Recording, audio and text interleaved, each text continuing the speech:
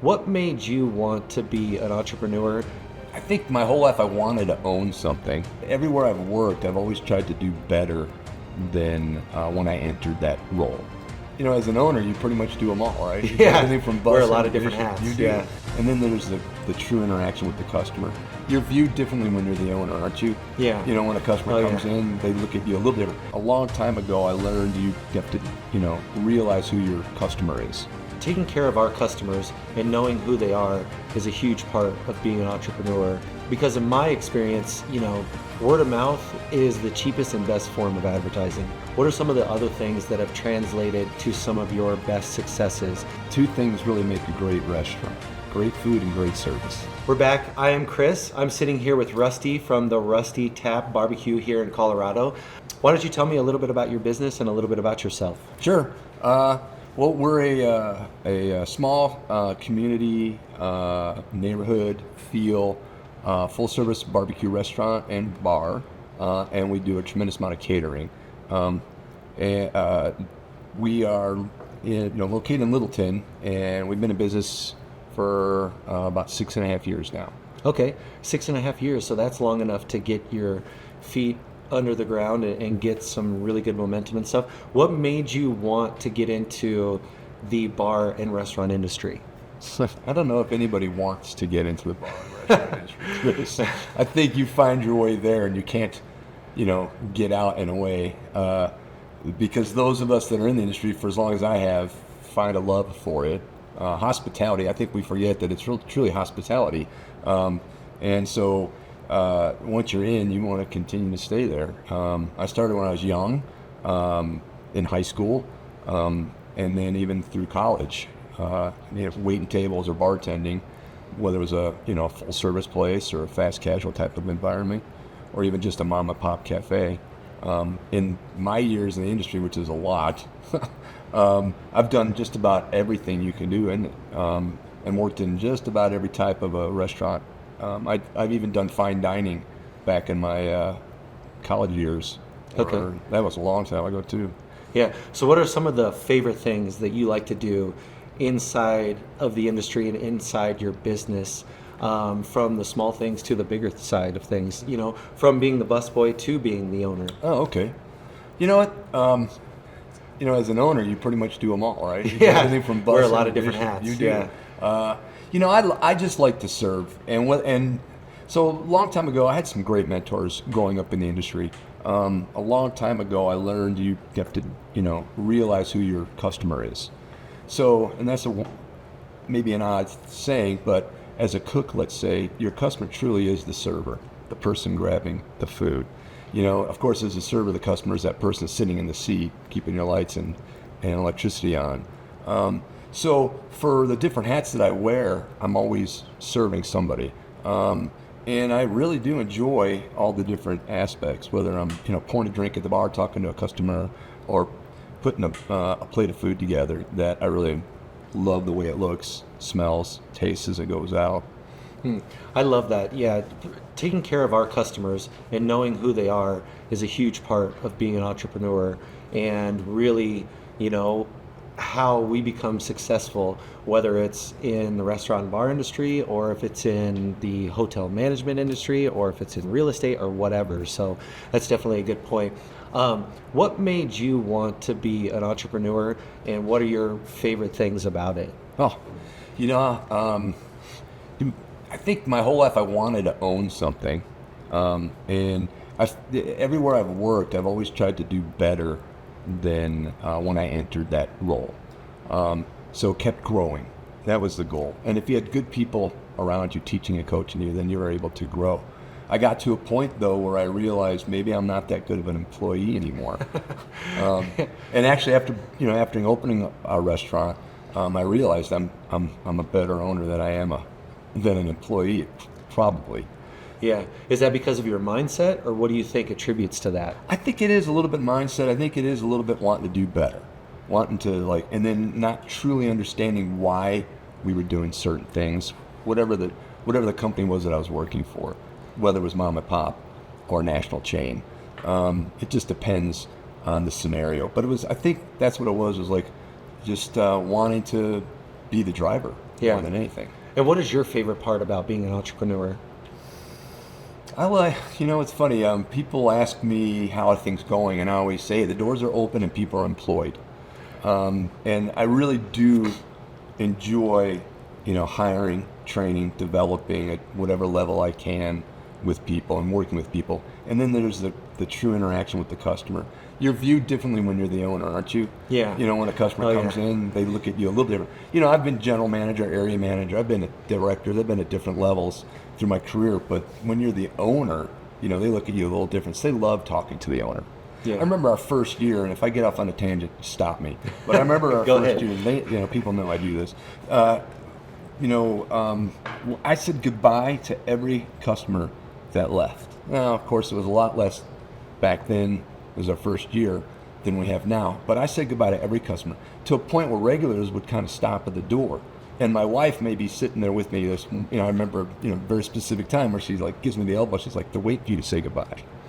And it's an interesting, dynamic, your relationship with the community when you're an owner of a business. And I took that to heart. She's like, they want you to say goodbye, so you just say goodbye to everybody that you can. And not just because it's the right thing to do and that's what you were taught, but it really is truly the right thing to do. Yeah. Thank them for coming in. Yeah, definitely. It's really the experience of the customer that you can build regulars, I'm assuming, in your industry, and get people to come back.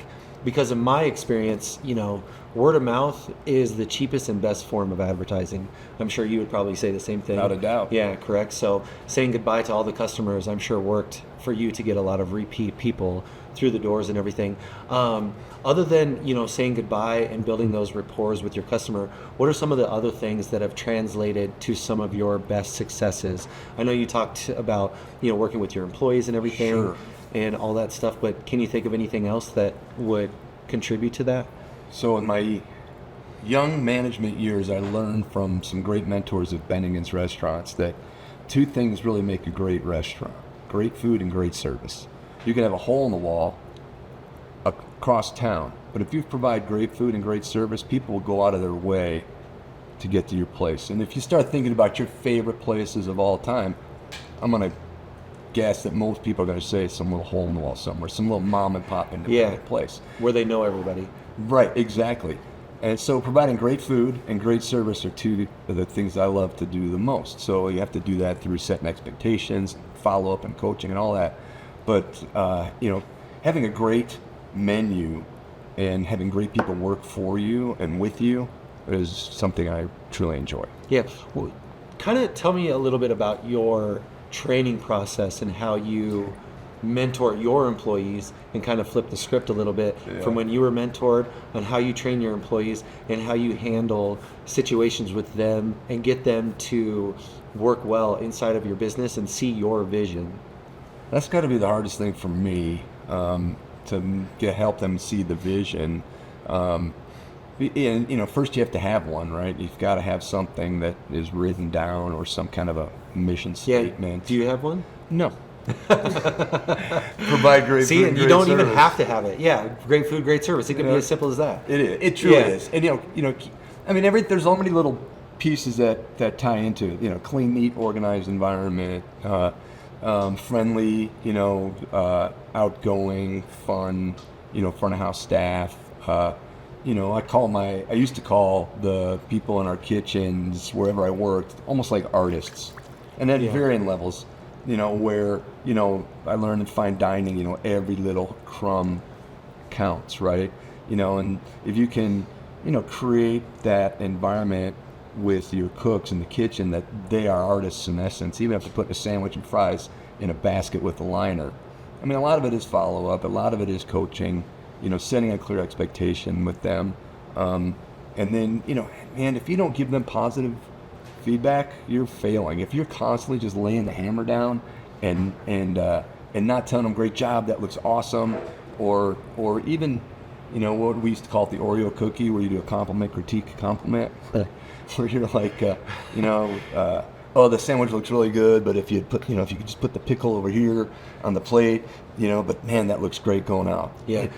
Yeah, your attention to detail sounds really good. And it's funny, I've never heard of the Oreo cookie method, But that seems so similar to what I call the stroke 'em and kick 'em method. So I'll actually, tell some of the employees, hey, I think that you do great talking to the customers. I think that you do great, like, handling people and building that rapport with them. But I really need you to be more active, or I really need you to like get off your phone, or I really need you to do whatever it is.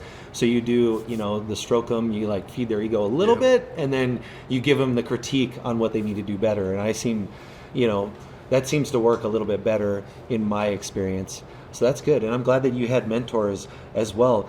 Can you touch base on some of the harder things that you had to go to? It says that you have been in business for almost 7 years now, 6.5 years. Mm-hmm. So you've gone through some tough times. You've gone through COVID.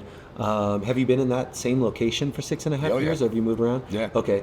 So tell me some of the hardest things that you've had to deal with, and some of those experiences and have led you to where you're at now. Well, COVID, for one. I mean, that 2020 was really, really incredibly rough. We were fortunate that the community wrapped their arms around us, being a small business. It seemed like there was a good message being sent out that was, take care of your locally owned restaurants and bars, and our neighborhood and community did. But it was very difficult maintaining employees. You've got people that, depend on, others coming in and, eating. If I need one cook when I normally need two cooks, or however that looks, that's difficult. That's a very difficult conversation to have with somebody, where they never did. Let's say they didn't do anything wrong, but you still gotta let them go because your business isn't doing well. Yeah. Yeah, almost like layoffs in any industry is difficult, because you sound like a people person, that you take care of your people, you take care of your customers, and it's hard when the business isn't doing the work that justifies the amount of employees that you have. About how many employees do you have on your staff now? 12 actually. 12 employees? That's it. How many did you go down to in the middle of COVID? At the worst moment, probably 8. Okay. We really retained most of our people. I was able to finagle scheduling and different things. Once again, the community really wrapped their arms around us, and and sending food up in takeout containers as opposed to having them sit down and eat didn't seem to faze a lot of our regulars, which was great. They would stand outside and eat their food. Yeah. That's a testament to you. About what percentage of your food is dine-in now versus to-go food? That's a good question, and it's a little skewed with us because of catering. We do large to-go orders or large catering deliveries. What would be like one of the biggest events that you would cater for? How many people? We catered for 600 people in 2019. Yeah. 600 was insane. I still look back at it and not really realize how we were able to do that with barbecue of all things, Yeah. But it was a great event. It was a company. I don't think they're there any longer. They had 4 floors of different number of people on each floor, and we needed to treat each floor like it was a separate catering. So, but we needed to have the same foods every floor. It was quite the mission. Yeah. Did you have to bring on extra staff for that event?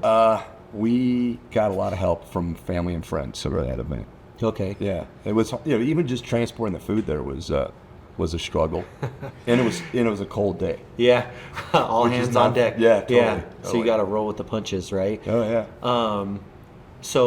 And we talked a little bit about some of those percentages. About what percent of your sales are food-based versus like liquor and beer sales? Yeah, we're small on the liquor mix side. Probably about 15% on average is liquor. And once again, our catering business does skew the numbers quite a bit. But we're a small little bar. It's got about 16 seats in it. Very neighborhood friendly, and we're not staying open past 9 o'clock. So we're not out there, looking to get a huge crowd, of drinkers in the restaurant all the time. Okay. And about how big is the size of your store, square footage wise? It's about 2,300, including the kitchen and everything. Okay. But the front is maybe half of that. Okay.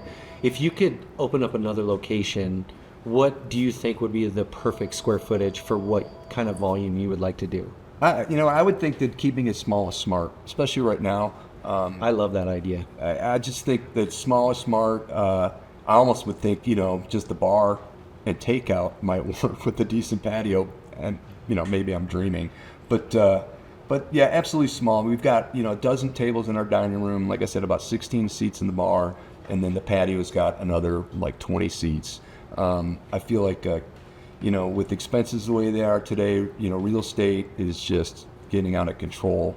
So leases, any rent, things like that are being they'll swallow your business. Yeah. So keeping it small and simple, focus on takeout, and it's easier to get around it.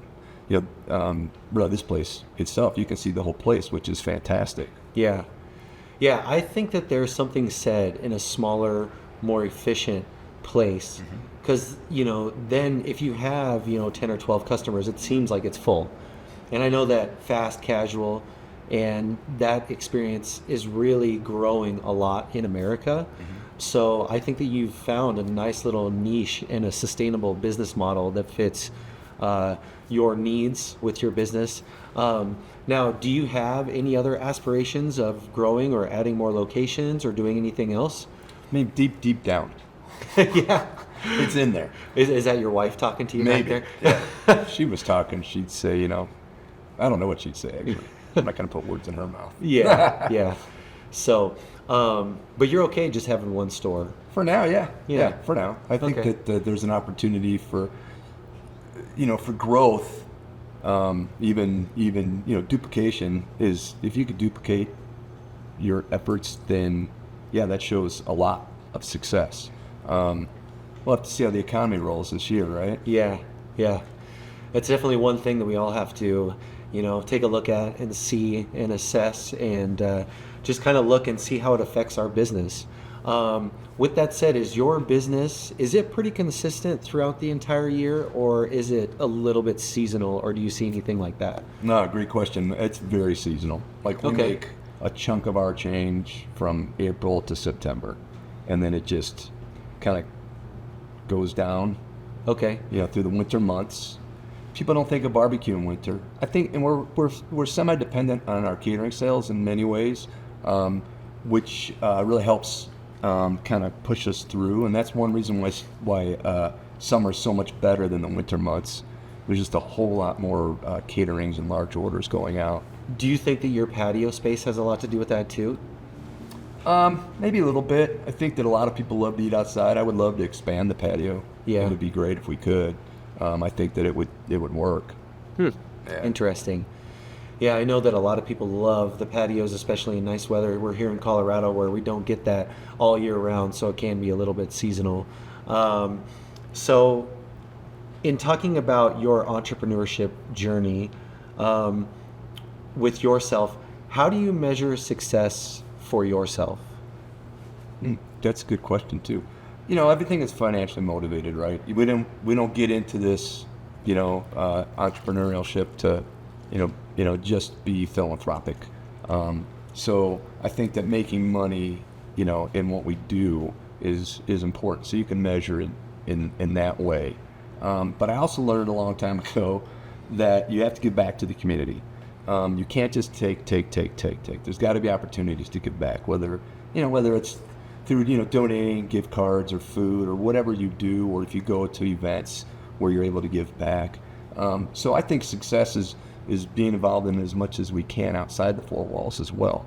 And we've got a big event that we do now once a year that shows a lot of community involvement. That I love to see that. It's a big car show we do every every August.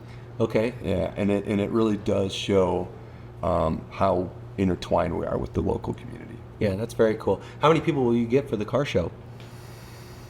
Boy, well, this year we had over 90 cars. We had a couple thousand people probably rolling through. Wow. I mean, constantly rolling through there. Is that your biggest day of the year, business-wise?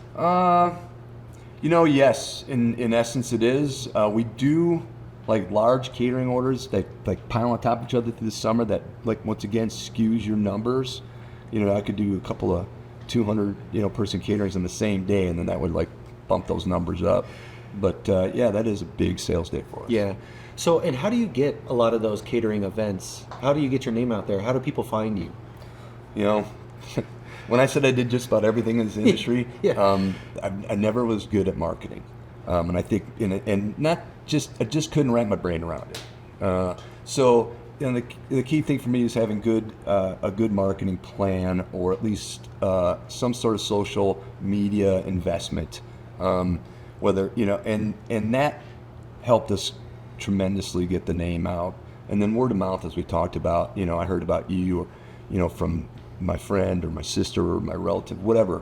And then the other thing that we found is talking to people in the restaurant, let them know that we cater, even though it's in our name, making sure they know that we cater. Yeah. Do you like put up signs too in your restaurant to let people know, or do you have advertising boards or sandwich boards out front or anything like that? I mean, we do have sandwich boards, yeah. And then and we and QR codes are becoming a big deal now, so we're putting those out through the restaurants. People can see, and it'll take you right to our our catering menu. Okay. So do you do all of your catering stuff? Does it get booked online? Will people come to your website and pick you up for an event that way, basically? Or do most of the people call you or email you, or how do you get most of those? Well, most people actually do go through the website, and they'll Okay. put an inquiry form in. Just got one yesterday. 220 person wedding in September. Oh, very cool. And it's just real generic info typically, and then that just starts the dialogue where I'm sending back an email that asks for more specific information. Yeah, and I'm just thinking about it too. You got a 220 person catering job for a wedding coming up. How many events do you cater a year? Oof. I'd have to count them up. I'm not really sure. Yeah. On average, about how many people are at each catering event? Is it 50, 100, 200, 300? On average, it's probably in the 60s. 60s? Because we do a lot of 20 or 25 persons, and then we have these 100, 150, 200 persons caterings too. So. And you think you would do maybe one a week, two a week? Oh no, so we're probably doing well over 100 events a year. 100 events a year, and you do about 60 events, 60 people per event, excuse me. You're doing the math now, right? Yeah, so I'm trying to do the math. That's 6,000 people that you feed just in catering events every year. Huh? And then you multiply that by 7 years, you're in the hundreds of thousands of people that you fed that are hearing your name, that are tasting your food. And I'm sure that probably gives you, a sense of pride and accomplishment in running your business as well, wouldn't it? I would say yes. I'd say that is one big piece to show, if you feel like you're a success or not, or if you've done well. Yeah. Well, kudos to you. Thank you. For putting all of that stuff together and going that far. So what would you think are some of the other habits that you consistently do that help you be successful? Well, of course, you've got to manage a P&L even on a day-to-day or shift-to-shift basis. So you've got to be, financially prudent and smart with your money. So, if your top line sales are hurting, try to figure out why, and see if there's a trend, which there is with us seasonally. And then what can you do to help, alleviate that problem, or start to drive the top line sales, because that really is the savior of all. Yeah. You can't cut off your nose to spite your face, like cut labor, cut costs. You need to. If you need to keep your doors open, you need to do those things. But really, if you could drive top line in some ways and come up with new ideas to give people more reasons to either come in for the first time or come back a second or maybe third time a week, then those are things that I focus on. And then so top line, watch your costs.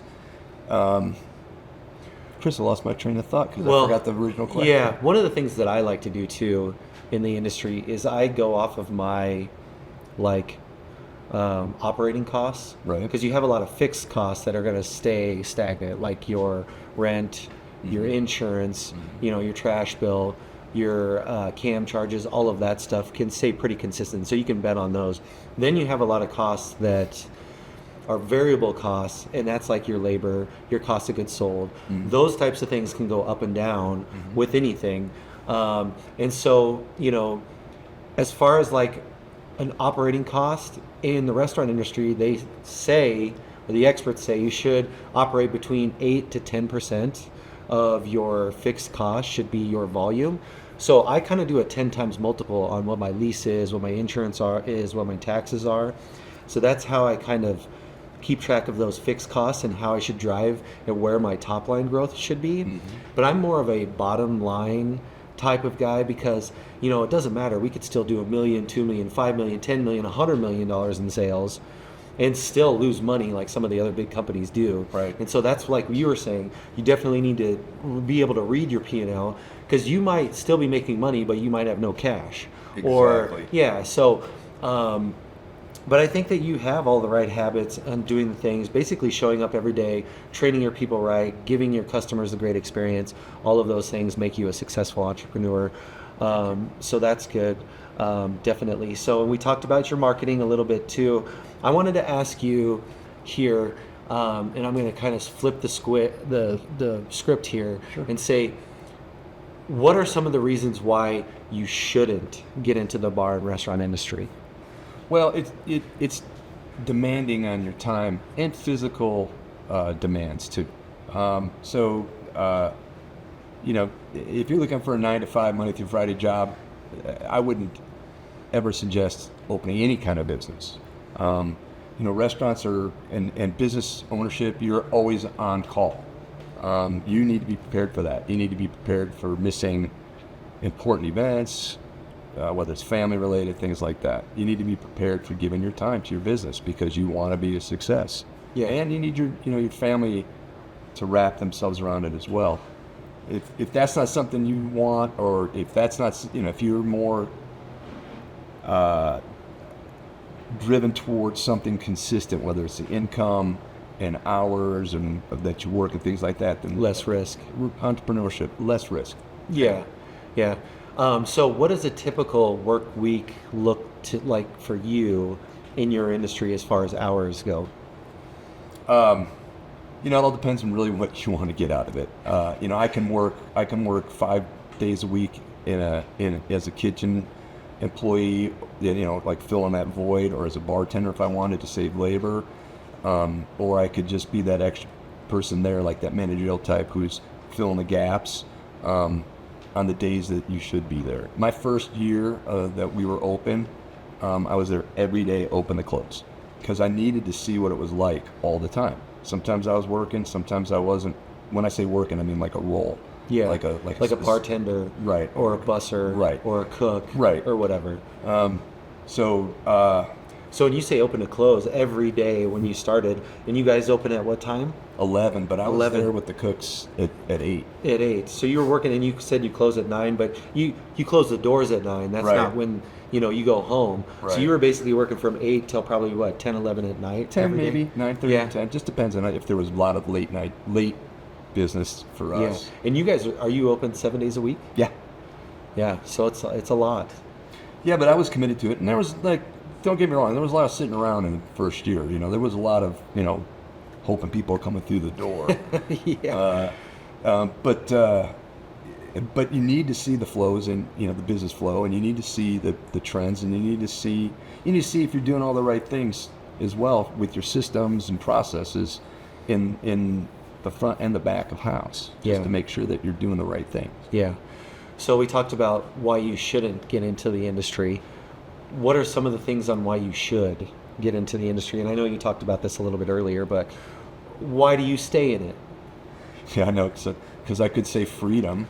That's one thing that means the most to me. It's the freedom and opportunity. Yeah. And being in control of your own destiny. Totally, 100%.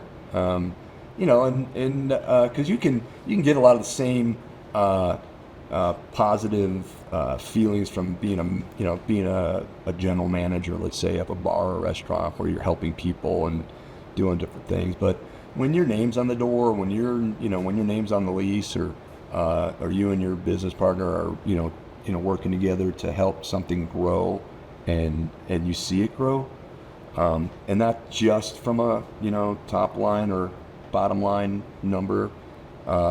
Just seeing the people that really love coming into your place, it's a good, warm feeling being an owner. Yeah, yeah, definitely. That's one of the things that I love the most about being an entrepreneur, is just giving people value and seeing it and being able to give back, like you touched on before. So yeah, that's really good. You talked about your partner. So will you explain that a little bit? Sure. So the name of the restaurant, the full name of the restaurant is the Rusty Tapp BBQ Catering. It's a mouthful, but it says but it says a lot. So I'm Rusty. My business partner's name is Tapp. That's why there's two P's in the name. And he and I have known each other for quite a few years. He has two other businesses that he owns, two other restaurant bars that he owns as well. But he and I are equal partners in the Rusty Tapp. I was looking for something to do, and I was really close to buying something different venture, and he was looking at needing a partner for this endeavor. And we sat down and talked, and it sounded like a great idea to get together and do this. Yeah. In your experience in dealing with a partner, what are some of the things that you need to do to keep the partnership in a good working condition? Very specific and laid out roles.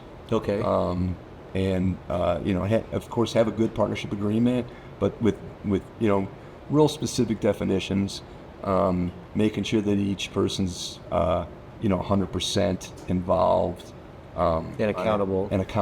And an equal partnership arrangement. Okay. That's good. Looking back at everything that you've gone through in this industry and all that stuff, what are some of the things that you would have maybe done differently? In the industry? Or like in my career? With your business. You know what I would have done differently? Probably been less critical of my employers. Yeah? Yeah. I think that looking back, I think I was that guy. And I tried to keep others, at bay from going down that road. But yeah, I would say that for sure. And then I've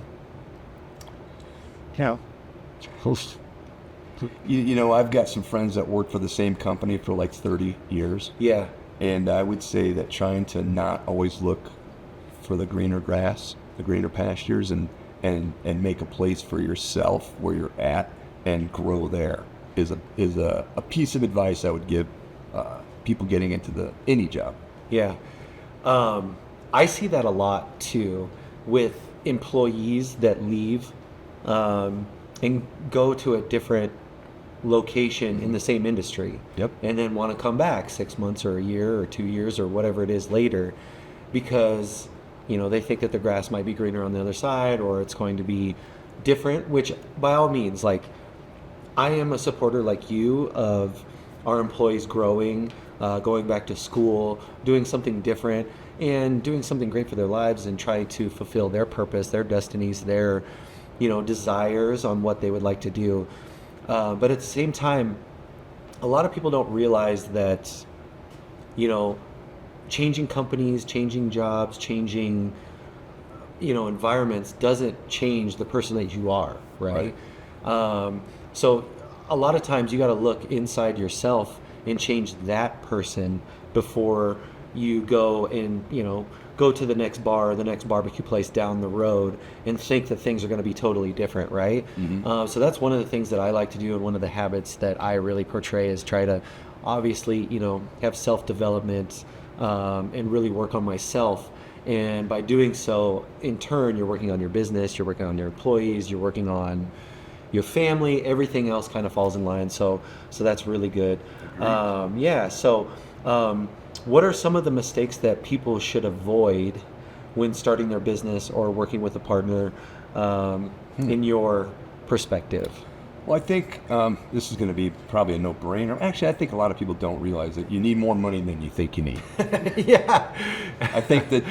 don't we all need more money, right? Yeah. I mean, I sold food for a while. A small portion of my career was selling food for a couple different food companies. And new owners tend to just get the doors open and hope. They're planning on the cash register ringing and them being able to stay open based on sales that they've got coming in the door. Yeah. And we couldn't do that, and nobody should expect to do that. You need to have a good chunk of change in your bank account, whatever that number is, whatever you think it should be. Whatever it's, however many payrolls, whatever that is. But you need to be financially secure when opening any business. Yeah.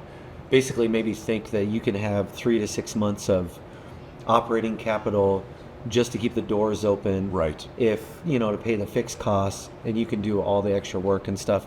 And I've seen that a lot too. I think that, a lack of funds or a lack of operating capital is the number one reasons why a lot of businesses fail. Agreed. So, and it sounds to me like you were very persistent and you did everything that you needed to do to be successful, to stay in it, to find the money, to go out and make the sales, to market the business, to do the catering jobs, to do every single job inside of the location. And that just makes you a better entrepreneur, a better business owner, better manager. So kudos to you. Thank you. Yeah. With that said, how do you deal with failure in your business? Not very well. Stress, it's hard. What's really difficult, truly, is even knowing 6 years of knowing that we have had seasonal, fluctuations. Still, and even my bartender's been with me for a little while. Will say, "You go through this every year, Rusty. Calm down." Yeah. But I still don't want to lose out on opportunity, and I know there is opportunity. So if sales are slower in January than they were in December, why? What do I need to do? What can I do actually to help drive people in during January? Yeah. What are some of the things that are in your control to do those types of things? Right. Yeah, and finding a way to deal with failure is always difficult. I know from my perspective, every time I get the property tax bill in the mail, that makes me, a little frustrated, a little stressed out. Sure. Yeah, definitely. And then, just with your entire entrepreneurship journey, are you ultimately satisfied with your work? Do you feel like you continue to grow? How proud of yourself are you when it comes to the work that you've done? Yeah, that's some, a little introspective there. That's I always feel like I could do better. We could do more. I could be better. I always look at myself. I look at myself first when there's something wrong.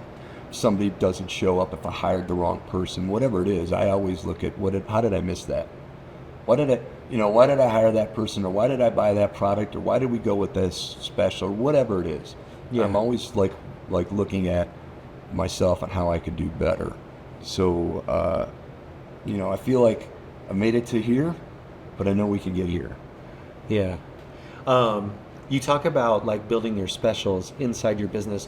What has been the number one special that has worked for your business? Number one, I don't know. It's like asking me who my favorite kid is. I have one, but that's I'm like not who's your favorite employee, right? None of them. All of them. Yeah. Yeah. Or what are some of the specials that so work? we do a good special on Wednesday, and we've been doing it since we opened. And it was Tapp's idea, which was like a inexpensive pulled pork sandwich and French fries. Simple. Yeah. Come in and save a couple bucks, and get and help drive Wednesday sales that way. We're also doing really very tasty tacos on Tuesday. Believe it or not, it's a barbecue taco, but they are excellent. Very cool. What is your slowest day of the week if you don't have a catering event? Monday. Monday? What is your busiest day of the week? It fluctuates a little. I normally would just say Friday, hands down. Yeah. And for the most part it is. But for some reason during the winter, and it could just be, recent memory, right? Winter, snow, things like that. Saturday's picked up quite a bit, which is surprising. But I would say Friday for sure. Okay. And I know that you're kind of in a little shopping mall Yep. area. Yep. Do you have competition in your area quite a bit of it, or? That's a great question. Like, what is your competition? Yeah. We talked about who's your customer. Yeah. Like, what's Who's your your competition? And it used to be just restaurants, but now with people, clinging on to their disposable income, when you would go out for dinner and a movie, now it could just be dinner or it could just be the movie. But you're probably more concerned with my general, area right there. We have some restaurants in the area that we do compete with, but I don't think they're direct competitors. I think it helps overall. For instance, there's a pho restaurant right across from, a few parking spots away, let's say. Yeah. They do really well on cold days, and we don't. Yeah. But we do really well on warm days, and they don't. So they're probably looking out the window at us in the summer, like, what did we do wrong? And I'm looking at them, on a snowy day, wondering what we did wrong. Yeah. Yeah. And, going through those tough days and stuff and the winter times and everything, how do you stay motivated inside your business? How do I stay motivated? Oh, man. Yeah, on the slow days, you start cleaning and fixing stuff. Really, it keeps Gotta keeps stay the busy, blood right? flowing. Yeah, it keeps the blood flowing. I mean, there's always something to clean, and I've got like a list of little projects that I have that I want to do, whether it's reorganization or R&M or painting, things like that. That keeps us going, motivated. But sometimes I just take a handful of menus and run out and drop them off at some local businesses and reintroduce myself and make sure they know we're there. Nice. Have you gotten a lot of business out of doing those types of things? Yeah, I think we have, especially with car dealerships in the area, and definitely. Yeah. I know there are a lot of car dealerships in the area. Would you say that you would get a lot of your business more during the lunchtime or more dinner time? I just looked at that, amazingly enough. It's been 50-50. Really? Yes, and once again, caterings do skew it sometimes, but those are almost 50-50 lunch and dinner caterings too now. So, especially through the weekend, do a lot of lunch caterings on the weekend as well. So it's pretty split right now. Okay. And what's your number one product as far as sales go? Oh, number one product would be brisket, without a doubt. Yeah? It's got to be. I mean, if you don't have good brisket, you just ought to close the doors, right? For a good barbecue place, right? Yeah. Yeah, that's good. I know that I've had the brisket at your place, and it is phenomenal. Thank you. Yeah, and I really, really enjoyed it. We come by here and there in the area, so thank you for doing that. I know that you've catered one of our staff events as well, actually a few of them before, and our staff always loves your great food and everything that you guys do, and your brisket is phenomenal. So thank you. So thank you for that. With all that being said, is there anything else that you would like to add about your journey? Anything that you would like to tell somebody else, and just what it is to be an entrepreneur? What advice would you like to give? Well, I would say learn as much as you can from others. So these little podcasts are going to be a great when I shouldn't say little. These podcasts are going to be a great resource. You can edit that. So when I was growing up in industry, learning to be a manager was taking the best qualities from different managers that I worked for to create my own management style. I would say the same thing is true to be an entrepreneur. Learn from as many, whether they're Elon Musk types or down here towards the lower level like me, and learn as much as you can from as many different people as you can.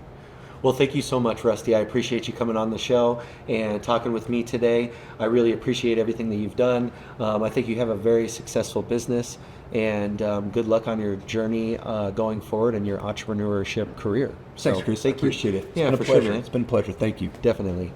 Hey, thanks again to Rusty for showing up and talking to us here today and going through his entrepreneurship journey. What most people don't realize is that it's the little people that are out there doing the day-to-day grind, that have little companies, that have small businesses, that really are the backbone of America, that really help out the community and other people. They're really our hometown heroes. And so I think that we got a little bit of that today in interviewing Rusty and hearing his story. So we can thank him again for coming. And with that said, please, if you would, like and subscribe to this channel. It helps us out. It helps us get bigger guests. If you know somebody that would like to come on our show, please comment or send them our way, and we'll definitely put them on our show. And we appreciate you watching and being a part of this and helping us out and grow this channel. And with that said, like always, get crispy. Here's to 5 o'clock somewhere in the middle of nowhere. Here's to a good tan and a buzz with the good ones that we love. Here's to 2 for 1 on ladies' night. Here's to the 19th hole. Anchors down and bottoms up. It's almost time to start the show.